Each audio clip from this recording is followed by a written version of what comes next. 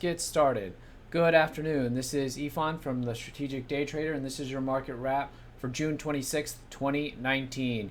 Q is going to close up 0.47 and the SPY down basically flat on both, but down 0.09%, down just a quarter. Okay, coming into today, we had a bearish bias. Rallies were shortable. This is not necessarily the rally I wanted to see. I did want to see a little bit more. But we got a gap up and then we got sold. Okay, so we got a gap up on the Qs as well. MU adding a little bit to the semi sector and keeping the Qs a little bit stronger than the SPY. MU had the gap up, right, that we kind of talked about yesterday into the close. All right, so what does that mean for tomorrow? I think what is most useful about today's price action is we know where to shift out of our bearish bias, okay, based on today's high, because we got a showing of resistance. The fact that this rallied to 187.33 and then is now closing at the lows and got sold. Now on the SPY, that is going to be today's high as well. It's going to be 292.31. Okay, so that is what we'll be using. We break over that and we will no longer be bearish. Okay, that's going to put us in a neutral position, and that may set up the daily buy setup that we are keeping an eye out for to match up with the longer term chart. Okay, so I know that it may be short that we are already looking at where we would lose the bearish bias, but that's the kind of preparation we have to make, right? Each day, knowing if this happens, then this will happen, or this will be my bias, right? That's the whole point of the game plan. That's the point of the preparation, right? So we can be have a plan for whatever the market does. Okay, so still bearish going into tomorrow, but if we break over today's high, neutral, we'll see what the next setup brings us. And if the larger time frames, the longer time frames, weekly and monthly, want to kind of support the market here.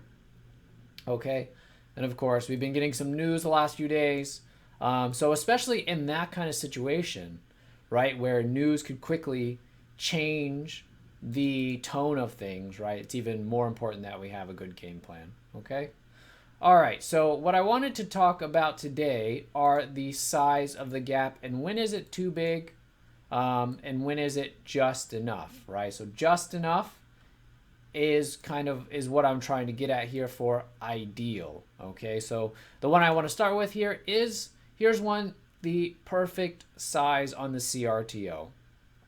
Okay, only needed to clear 1780. Okay, 1785, there's the low, pretty close to that 1792.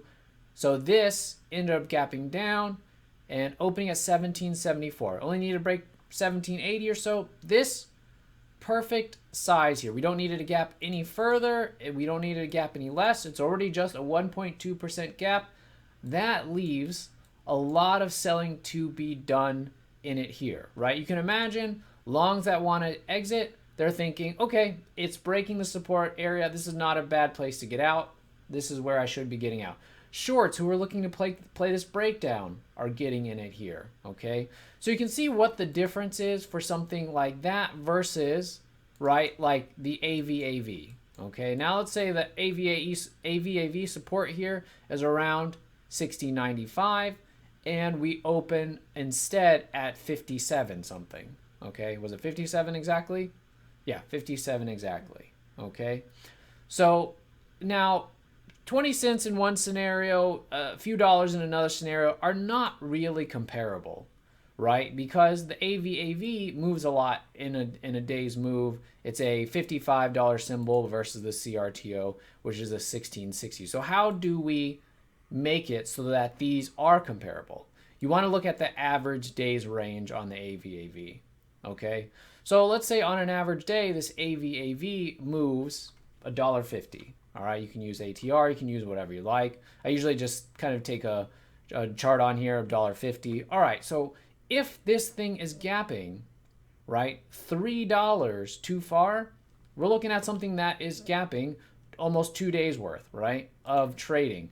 That's going to be too much, right? CRTO, right, we look at this, and we say on an average day, maybe does 80 cents, right? And it's gapping basically 5-6 cents underneath the support. Perfect, right? That's a fraction of a day. That's what we want, right? Something like this only needed a gap underneath 60.80. Okay, under 60.90. It's just gapping too far, and so you can see that what happens when it opens, right? You don't get the nice follow through. A lot of back and forth, right? And so there is conflict there. Is it going to be running into this weekly support? It just, and most gaps will do that, right? Gap to support or resistance. Okay, look at the GIS, right? Where did the GIS need a gap to? Only really need a gap to 52. You could even say only needed to gap to 53.30 because you have a little bit of a base there. Instead, we opened up at 50.39. Okay, so that's going to be gapping up into some more support. So when you have like a weekly like this, you basically want it to be gapping as little as possible, because as you get back into this pivot, right, and we know that this is an uptrend, so that means support is being bought, right? That's how we have the uptrend, right? That if you're gapping too far, you're running the risk of digging into that support and it's going to get bought. So as this broke the lows, you can see absolutely did get bought, right?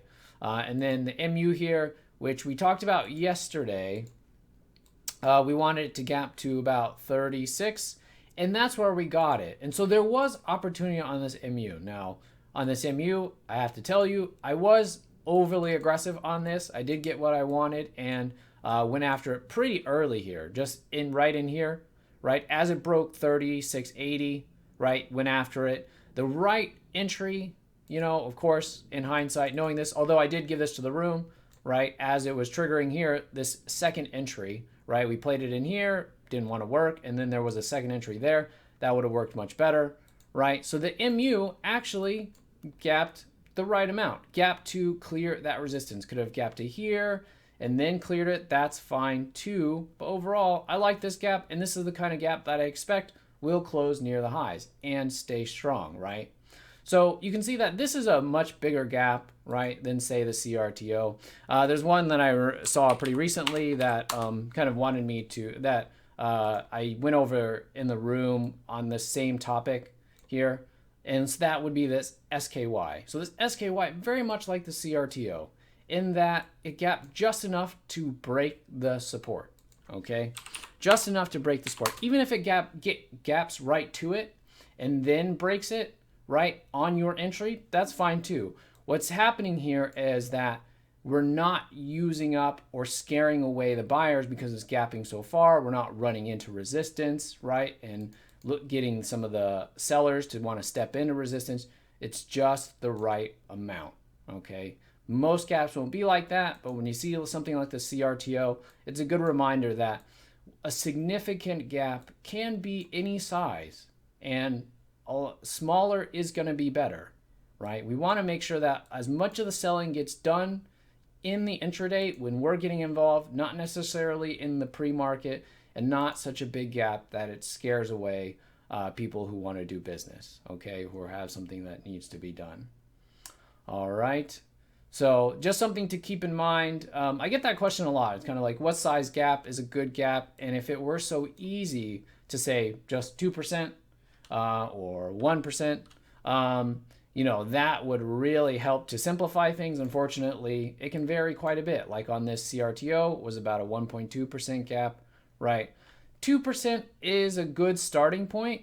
But if the market's gapping down, or in this case, the market was gapping up, the gap downs, you're not going to need a 2% gap to be significant. If it's in the opposite direction of what the market is doing, albeit even a small gap like the Qs today, you don't really need that big of a gap down for it to be significant. But in the case of the CRTO, it's all about this support to the left and getting underneath it. Okay, and very, very nice on the weekly, monthly, nice time frame alignment. Weekly is moving from the upper left to the bottom right, same with the monthly, right? And we had that opposite with this GIS gap down, that you have a monthly that's trying to transition and a weekly that's in an uptrend. Okay, so hope you did well today. I thought that there wasn't a lot to choose from. I thought the gaps list was just a little bit weak. The CRTO did come up later, okay? But we'll see what the market brings us tomorrow. All right. Now, I just want to remind you, we do have a limited time offer right now for the room. I think it's been great. We've been getting some new people in the room. Also, some people that I know took a break from trading are using this as an opportunity to also get back into the room. So it's something you want to look into, not just in the idea generation. This CRTO actually came from a room member, right? So it's not just idea generation from us, the moderators, Sammy, Mark, and I, but also, being in a room filled with professional traders. Okay, so right now there is a limited time offer going on. That's I think as good of a discount as you're going to get as far as a room subscription, and just one play will take care of that. So I think it's really good, whatever kind of level you're at. If you're just starting out, now's a good time before earnings season. There's a lot going over education, right? Talking about gaps, talking about scanning. And then if you know exactly what you're looking for, then you're in even better position. We have a lot of people who just use the room to be able to sift through ideas, filter out ideas, and pick up new ones. Okay, so hope you did well today. If not, we'll be back at it tomorrow, and I will talk to you then. All right, have a good evening.